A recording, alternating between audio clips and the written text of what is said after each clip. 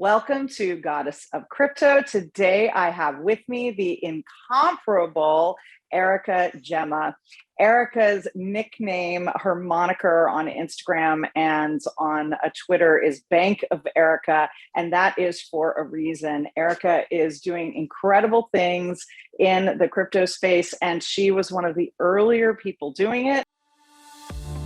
The sacred divine feminine is creative, abundant, flowing, receiving, and disruptive. And the new energy of money, including cryptocurrency, decentralized finance, NFTs, and even the metaverse, is all these things too. Welcome to the Goddess of Crypto, a weekly show where women who are already in this powerful space will cover these topics simply, so you can relax into knowing that the future of finance is female. So Eryka, welcome. I'm super excited to have you on Goddess of Crypto. Thank you for having me. Definitely involved and love all the ladies in crypto. They are all goddesses. I totally agree. All right, so I really want to know your story. How did you come into wanting to, caring about, and being so involved with the future of the new age of money?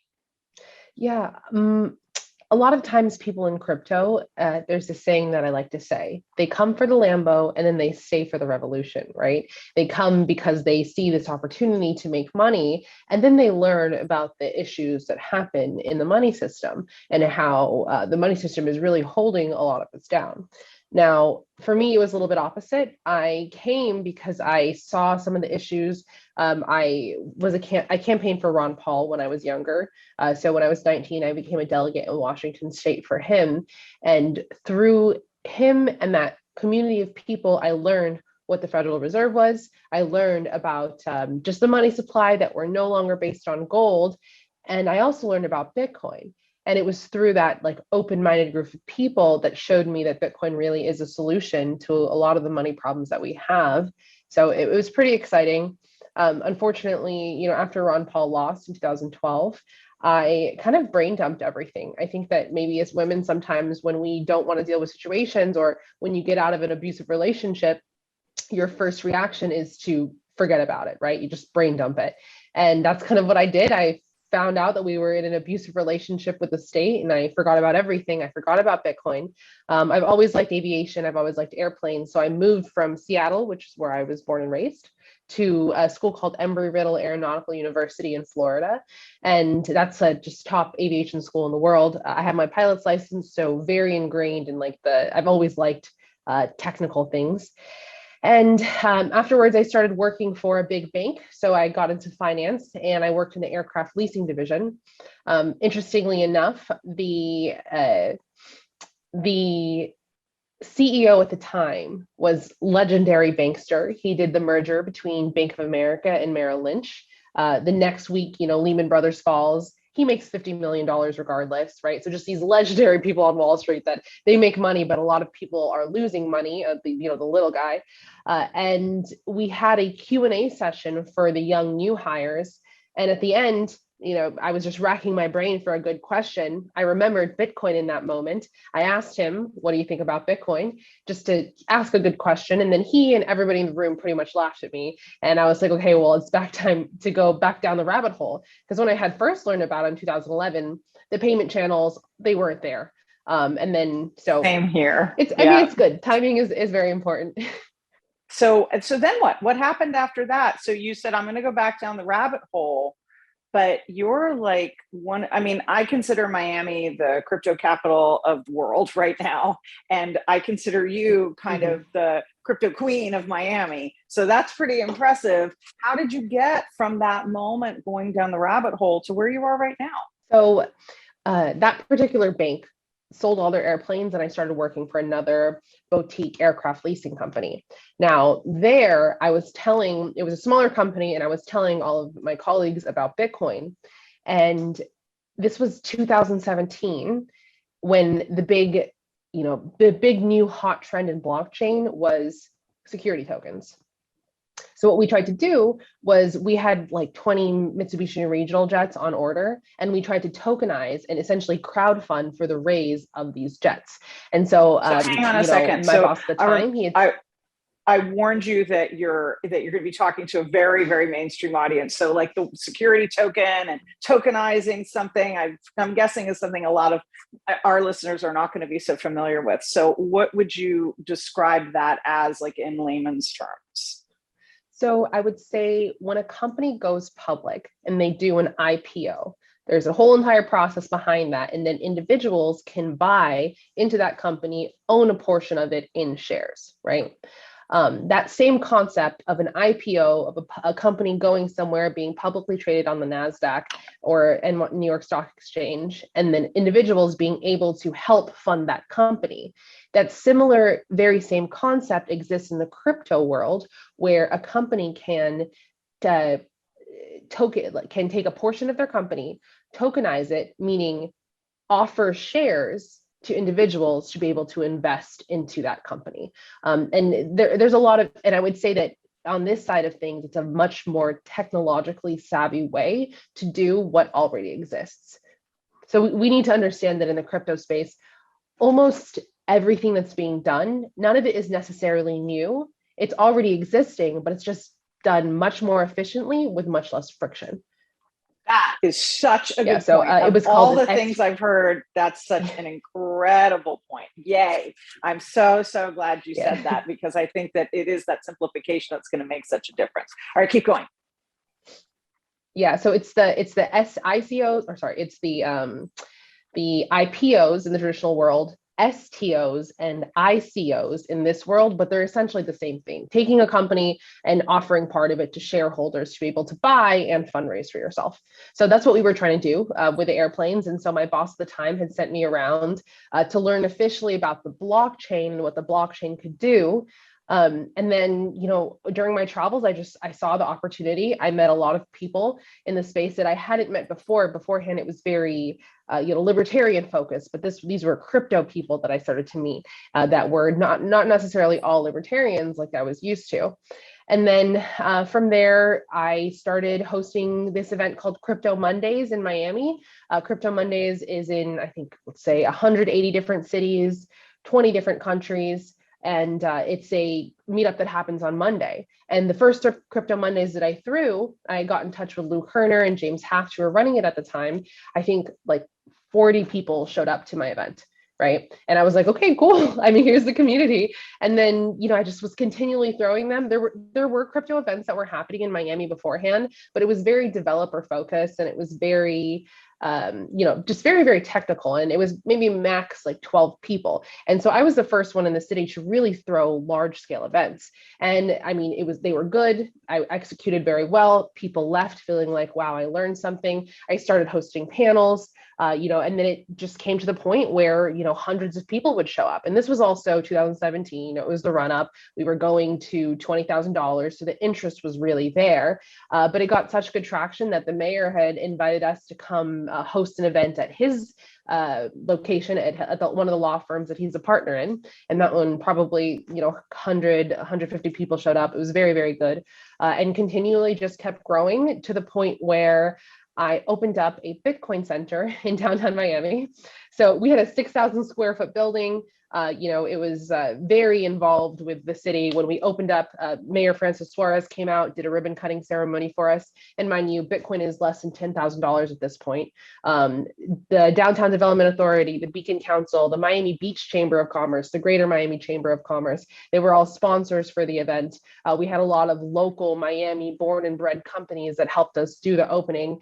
And I think it was like the room was completely packed. I think it was like 700 people showed up. And it was a rainy day. So I was worried that people were going to get rained out and they weren't going to come out, but it was completely awesome.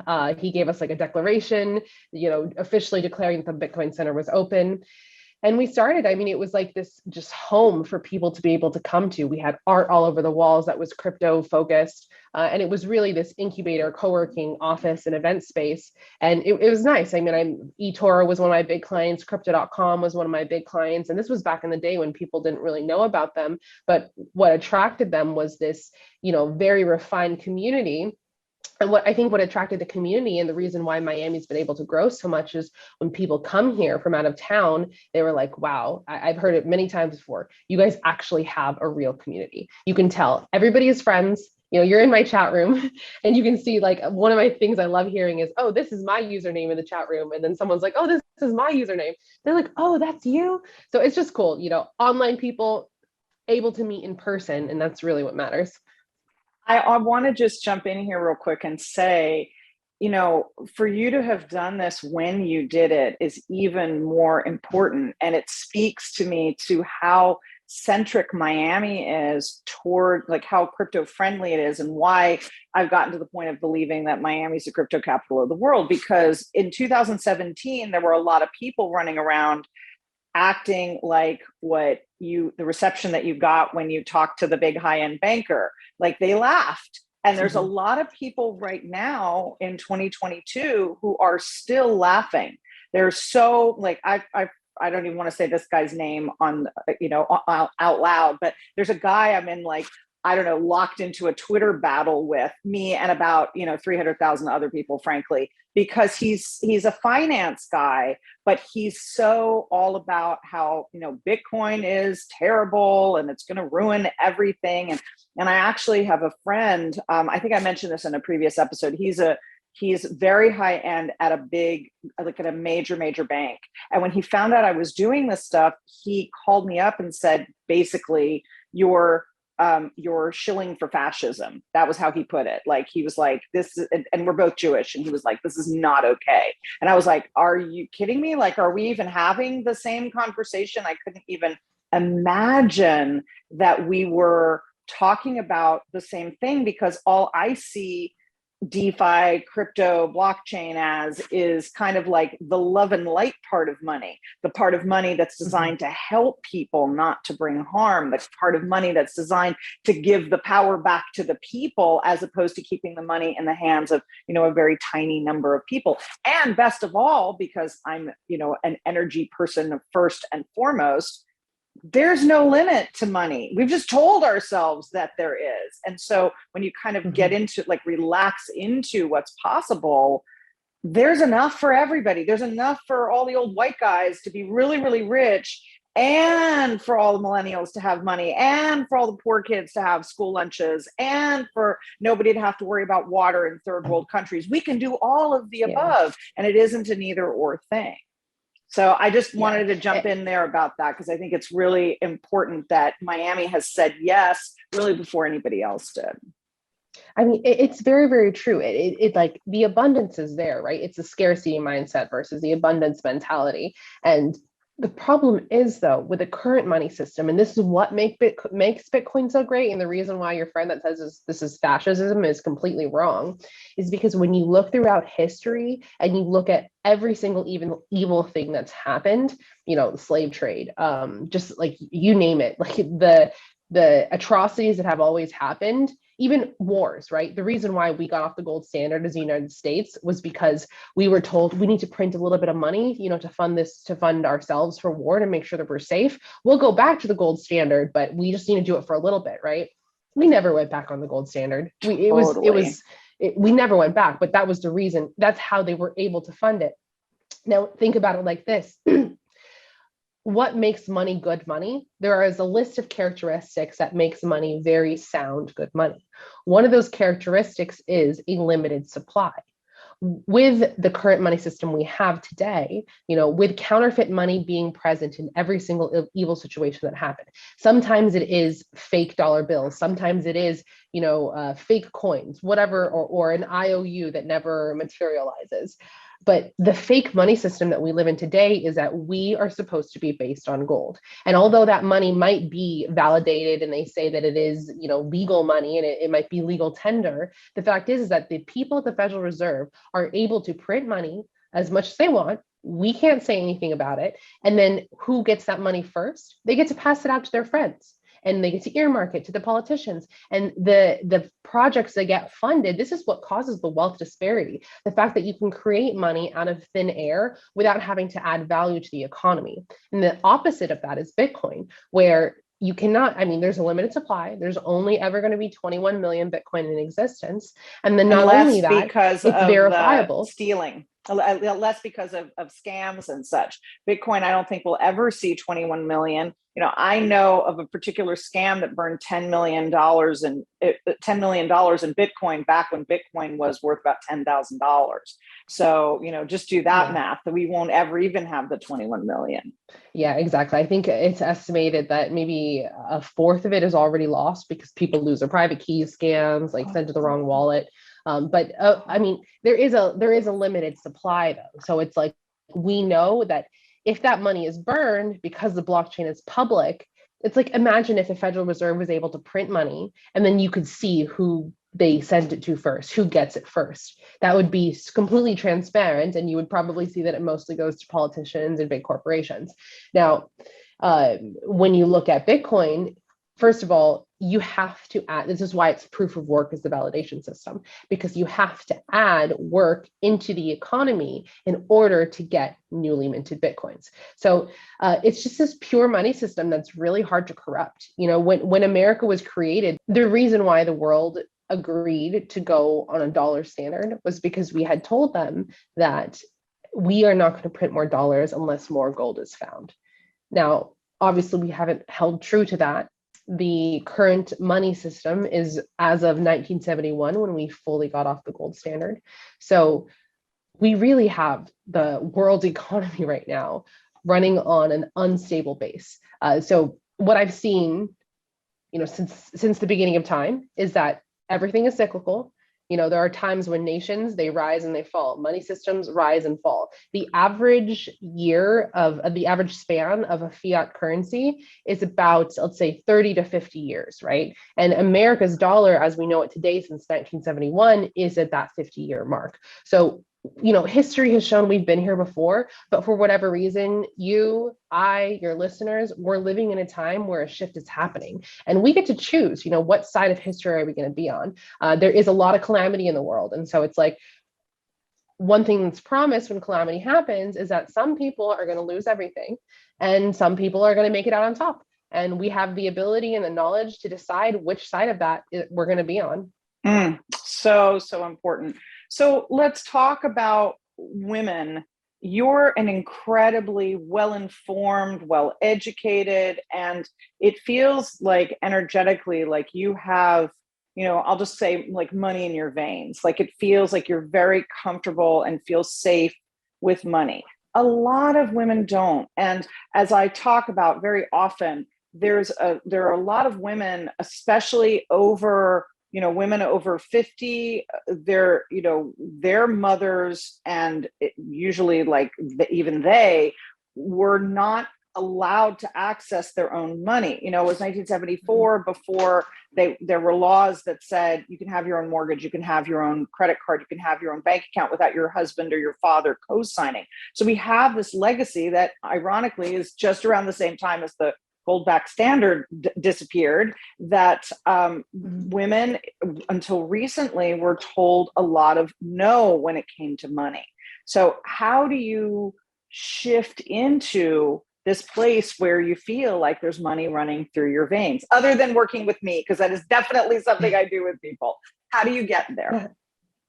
I always say one thing: ladies love purchasing power, right? And what Bitcoin does is it allows for more purchasing power. What you can buy with $1 today is not even the same as what you can buy with $1 6 months from now.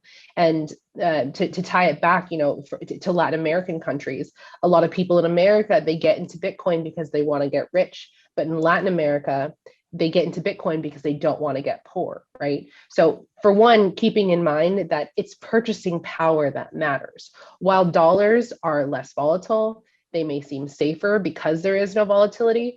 It is guaranteed that in the last, since coronavirus, that they've printed at least a fourth of the money supply, meaning your dollar has a fourth less since the beginning of coronavirus. And it's not as apparent, but thinking of currency in absolute terms has definitely helped. And in terms of so me growing up, I definitely grew up, I am first generation American. My parents were immigrants. They moved here because the mountain in the Philippines blew up. I was the first in my family to be born here, first in my family to go to college. I had like a full ride scholarship. Um, and I would say even until recently, maybe until I was like 28, I just turned 30. I had a scarcity mindset and I had to deal with that. And it was like, for me, it was understanding that if I get money, it's meant to flow through me, not come to me, but flow through me. And I found, like, first of all, I realized that I had a scarcity mindset, that I didn't think that there was enough. And acting out of that, acting out of fear really holds you back.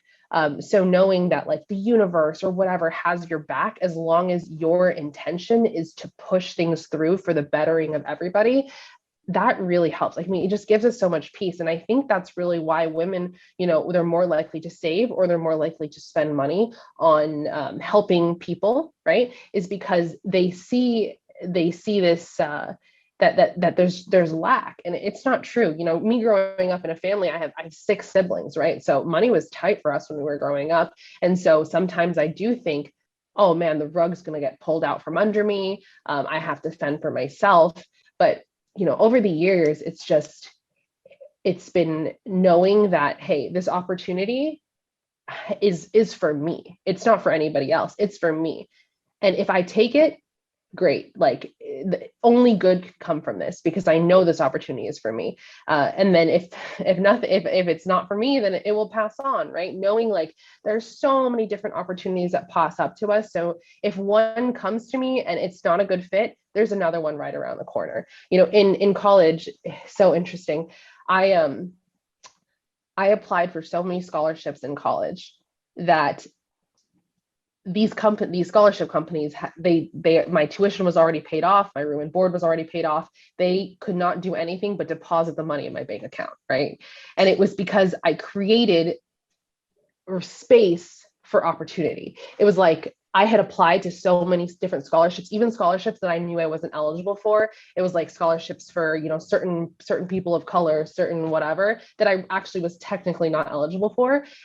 People in the business school versus this school. But I would just send my application out. And a lot of times, one of the biggest scholarships that I got, which all of it was like $10,000 directly into my bank account, right? Because I already had scholarship money enough to cover school.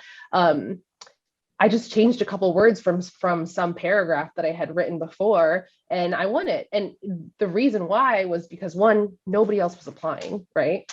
And then two, I mean, I'm a pretty good writer, but it was the fact that I learned that nobody applies for these things. The money, the help, all of it's out there. But for one, we have to ask, which I feel like sometimes for women is hard. We don't want to ask for help necessarily. But for two, it's like you need to make yourself open for opportunity, and certain things will land in your lap. And you, at some point, are going to get to pick and choose. I like this one. I don't like this one. But it's just being open to it and welcoming it that I think really makes all the difference. Right now I'm in a place in my life where the opportunity is overwhelming, right? It's just, I don't have enough time in the day. There's not enough hours in the day. And now I've had to learn to say no. Still learning. Maybe I could use your coaching on this. Still learning to say no. But it's just, I think people sometimes tell me like, Eryka, you're really lucky. And I'm like, I always say it's not luck, it is skill. Like, I work hard to get here. Yeah. So, and then also true for women, I hate this mindset. This mindset's really frustrating. So the first time I was the only girl in a classroom, I was 16 years old. I was learning how to fly airplanes. We had a aviation program at my high school, and I was literally only girl. Teacher's a guy. I was like one of 2 minorities in the classroom, and nobody ever didn't want me there, and I feel like there's this whole mindset where women come into workplaces and they think that they're unwanted, and that's absolutely not true. Somebody who complains, whether you're a girl or a guy, you're equally not wanted, right? If you're tough to deal with, whether you're a girl or a guy, you're equally not wanted. If you're efficient, if you're smart, if you speak up, if you communicate, girl or guy, you're equally wanted. There's a sense to me that I love that you just said that, and I want to go back and address the other stuff that you were talking about a minute ago. But there's a There's really a sense that in crypto that women aren't wanted. And my experience is it's more like we're ignored because people don't realize that maybe we learn differently or we approach something differently or we care about different things. So I remember going to a networking event and telling a guy, oh, women didn't have access to money until like 50 years ago. And him just looking at me like with this blank stare. And I could tell it wasn't that he didn't care. It was that he had no point of reference for it. And so it's like, you just coming in and being one of two girls. Are you different? Yes. Is somebody going to treat you as different? Maybe. But the stories, that make the movies are the stories about how you would have been hazed to the point where you were almost out of the school and then you would have rallied and come on back in. But the truth is actually more, I don't know, subtle and boring than that. And that truth is they're just trying to make their grades and they're just trying to have a good experience for themselves. And they have their own fears and their own issues. And it isn't that they that they don't like you. It might be just that they, would ignore you. I feel like the other piece of this for you is kind of being aware that, you did get a lot of opportunity. You did make that opportunity for yourself. When it comes to the boundaries that you set for yourself, the question I always tell clients to put themselves through, especially at a really high level, which I feel like you've kind of gotten to even at your age, like you're already in that like high level space. And the question becomes, what is the cost of the opportunity? Because there's only 24 hours in your day. There's only 24 hours in Richard Branson's day, right? So you have to decide, what am I doing with this time? You get to make a certain amount of money and the conversation stops being, how can I make more money? And starts being, how can I have more time? Your time is the thing that is the most precious, not your money. It's easy to make more money. And when you get to a certain point, you start to realize that you will not make more time in your day. You just we can't. It's 24 hours, 7 days, period, the end. And on a spiritual level, there's no such thing as time or space, but we live in the third dimension where those things actually are parameters for us. So the question to be asking always is just, what's the cost of the opportunity? If I do this, what won't I be able to turn my attention to? And the bigger that you get, the bigger the projects are that you'll be doing. Do you know Mike Turpin? Yeah. Okay. So Mike and I have been friends for like 30 years. We worked together at my first company. And if for those of you that don't know him, he's like, I call him the Godfather of Bitcoin, and that's pretty accurate. And the last time I saw him, he's funded a lot. He's opening up a Bit Angels. Yes. Yeah. He has Bit Angels, and then he has like a lot of different things. And he's one of the founding investors or I guess his group is one of the founding investors in Proppy, for example, which is like doing, real estate as NFTs and all the cool stuff. But what he talked to me about the last time I saw him was the idea of being like a super advisor, so that he's not actually as directly involved, but he's kind of advising more from an overarching standpoint. And that's, he's somebody who has gotten to the point where he's just too valuable to get into anything that is lower level than that, and it can be utilized by so many resources at a higher level, that the idea, I've never heard of a super advisor before, but it makes a perfect sense. And I see that for you, kind of getting to the point where you'll be at a higher level advising people and not kind of diving in at a lower level, because you just won't have the bandwidth. And then the question becomes how many more rainforests can I save with this project than with this one? And then that will also be, stuff that informs your decisions. But I want to just get back. So there, you've got a little coaching there from me. I want to just get back to the way that you see, well, actually, I want to talk about Miami for just a minute. Miami was the first city to claim alliance with the city coin. Now there's like 4 cities in the country that are doing it, and I think there's going to be a lot more behind it. What causes a city to be the first one to say yes to that? Why do you think it's our city that did that? Yeah. So interestingly enough, I tell this people this story all the time. So in the 1920s, when the Great Depression happened, Miami was one of the few cities that did very well during that time. Now, here we are 100 years later, 2020, we're in some type of downfall. And I truly think Miami is just, it just is, we're one of the cities that is going to continue to do well during this time. Everything is cyclical, right? I would say another thing is, at the Blockchain Center, myself, Nick Spanos, Scott Spiegel, those were my business partners in opening it. And we had created marketing material back in 2018 that said Miami was the crypto capital of the Americas. And that time it wasn't even true. Wait, that's not, I didn't SEO. coin that phrase. I didn't coin that phrase. Somebody else did. Oh, okay. All right. Go ahead. I think you said crypto capital of the world, but we specifically said crypto capital of the Americas. And it was just interesting because it really wasn't true. But then I had some professors come down from Canada and they said that their team of researchers, they were researching and they said that Miami is the crypto capital of the Americas. But it really wasn't true. It was that we were just putting out all of this material, all of this SEO, and we called it into existence. This is what I'm talking about, creating opportunity, right? The opportunity was not there, but we created it. And now housing prices have gone up in Miami because all the crypto people are moving here, right? It's insane. Yes. It's a good, and it's a good problem to have. But at the same time, it's like, I think that this is what it was meant to be, right? Even the place where we had the Blockchain Center was on Flagler Street. If you know anything about Miami, Flagler Street is the first street in Miami. From there, it goes one south, one north, one east, or really one west, right? So that is where, coincidentally, we had the Blockchain Center. So there's just a lot of things that I feel like really is the timing. And then, what makes a city the first one? It was that for me, my strategy was I saw that there was a young, vibrant community in the city, people constantly showing up. Every single time they would, take the train down from West Palm just to meet with the like minds. And for me, the reason why when I started doing events, it was just I wanted to meet people who thought like me. I wanted to meet my tribe, my crowd of people.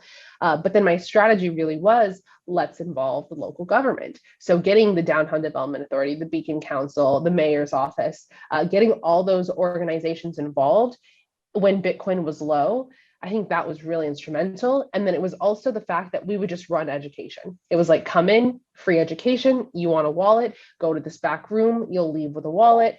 It was in English and in Spanish, right? And so there was that real guerrilla education that was going on. People could come to a physical location. We had 4 ATMs on the wall so people could see, wow, Bitcoin ATMs are real and there's options. And they would just sit next to each other and people could, pick to use whichever one they wanted. Also too, Miami's demographic is interesting because it is very, very Latin here, right? Spanish is the main language. And a lot of people are first or second generation Americans. And the reason why is because they saw their home country in Latin America, they saw their home country fall because their fiat currency failed. So when you look at people here, we understand it from a needs-based perspective. I think the number one Venezuela is the number one city in the world where Bitcoin is truly adopted. And Miami is also the number one place for Venezuelan refugees to come. So I think it was just that understanding internationally why we need a form of money that's outside of the control of our government-controlled fiat currency, for one. For two, it's the timing. We've been here before. Miami specifically has been here before. 100 years ago, we did well. 100 years later, we're going to do well. And then I just am so thankful that I get to play a part in all of it. So, yeah. Yeah, no kidding. That's really remarkable. So I know we have to wrap up. I just want you to think about this for a second. What's one thing that you would tell a woman who would like to start her journey into decentralized finance, into cryptocurrency, and is afraid? What's one thing you would suggest to her? Okay, I'm going to give you two to close out. One of our other topics is women. One of the ways that I learn by talking to people, right? And that's also why I throw events. A lot of my knowledge comes from having developer friends, understanding what's capable of the technology, looking at the decks of all these different companies and seeing, wow, this is what can be done. So not being afraid when you go to a networking event. When that guy looks like, if you're a girl and you feel ignored, especially at a crypto event, mostly it's because the guys are intimidated to talk to you because you're a girl. So understanding that portion, that it really is intimidation, not that they don't want you there. And I think, having that mindset that you're not wanted really holds a lot of women back. And it hurts me because I've seen my entire career, my college, the ratio of guys to girls was 7-1. And I have never felt not wanted. And I've always felt like being a girl has actually given me benefits. And it's because I never saw myself as not wanted. I never saw myself as, oh, these guys look down on me. For one, because I know I can run circles around them in certain ways. Women are naturally better communicators. Use that to your benefit. Maybe they're better. Like, I could never sit behind a computer all day like some of my developers can, never. But I can talk to people in ways that they never could either. So understanding that we do have strengths, weaknesses, balance, and going to crypto events, if you are like me and you learn by talking to people, by hearing, by asking questions, then meet people in person, right? Now, if you're not, and maybe you're a little shy, you don't want to do that, my second tip is there is so much knowledge on YouTube. Like, here you are adding knowledge, but it's like, there's literally so much knowledge on YouTube. If you think about it, like, you're going to take a class and that class is like whatever, 60 hours of work, let's say every 2 weeks or every month, 60 hours. Invest time into yourself and just watch things on YouTube. Don't listen to music, but take the time, find the research the topic that you want, read the articles, do the work, put the work in, and make it so the opportunity is available. And then make friends. Like, for me, it's like a lot of my resources are, I can call this person who is an expert on that topic and they will give me the 411 of how it is. And then I can take that in and I can understand it and regurgitate it to people.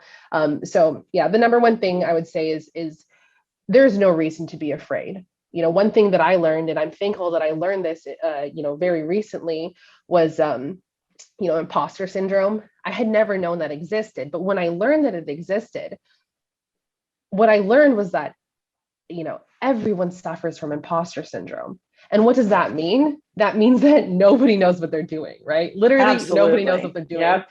Men don't know what they're doing. Maybe they pretend better than us, right? But they don't know what they're doing. They're figuring it out day by day. And therefore, my plan is to figure it out day by day. So don't get intimidated. Our brains work. I think there's a statistic that says when you are afraid, your brain works 30% less of its capacity. So the number one thing is just getting rid of that fear, and then knowing that there is abundance out there. There are no limits. And we have to do the inner work to understand, like I had to do the inner work to understand that maybe my upbringing taught me that there was scarcity, but that was wrong. Abundance is correct. Yes, I love that. I live by most of those principles. And there's imposter syndrome at every level, because you get to the next level and there's always going to be somebody better than you at that level. So yes, just living in a way where you're choosing to be fearless all the time is so important. Eryka, thank you so much for joining me here today. I so appreciate it. If you enjoyed this episode of Goddess of Crypto, please comment, please like, please subscribe, and most importantly, please share this episode on whatever platform is your favorite with other women so that we can share this information with the whole world and help the whole world see the new age of money. I'll see you next time on Goddess of Crypto. Thank you. Thank you. Every week, transformational wealth coach Hallie Evelyn leads a conversation that helps to ensure that women everywhere can learn to surf the coming tsunami of the new energy of money. You can find her at goddessofcrypto.me. That's goddessofcrypto.me. Be sure to subscribe to Goddess of Crypto on your favorite platform or watch the show on YouTube.